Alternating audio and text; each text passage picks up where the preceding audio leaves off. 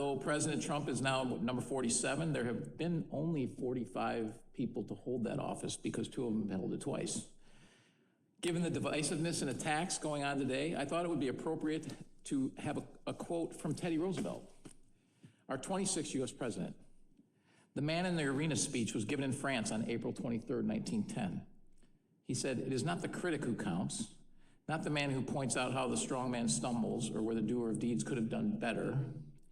The credit belongs to the man who is actually in the arena, whose face is marred by dust and sweat and blood, who strives valiantly, who errs, and who comes up short again and again because there's no effort without error and shortcoming, but who does actually strive to do the deeds, who knows great enthusiasms, the great devotions, who spends himself in a worthy cause, who at the best knows in the end the triumph of high achievement, and who at the worst, if he fails, at least he fails while daring greatly, so that his place shall never be with those cold and timid souls who neither know victory nor defeat."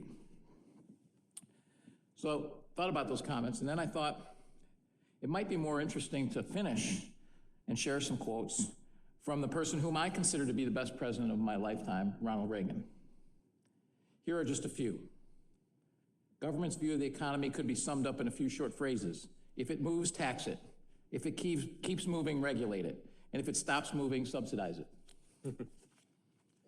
How do you tell a communist? Well, it's someone who reads Marx and Lenin. How do you tell an anti-communist? It's someone who understands Marx and Lenin. Republicans believe every day is the 4th of July, but the Democrats believe every day is April 15th. Government is not the solution to our problem. Government is the problem. The person who agrees with you 80% of the time is a friend and an ally, not a 20% traitor. I have said this before. I recommend watching the movie Reagan. He was my first vote for president and the second president that I really can remember. I thought the movie captured the essence of what I remember him to be, a great leader that handled adversity and criticism with humor and grace. From my perspective, he believed in America's greatness, but even more importantly, its goodness. Ronald Reagan had an unwavering belief and optimism when it came to the American people, something that I share and I think we could all use more of.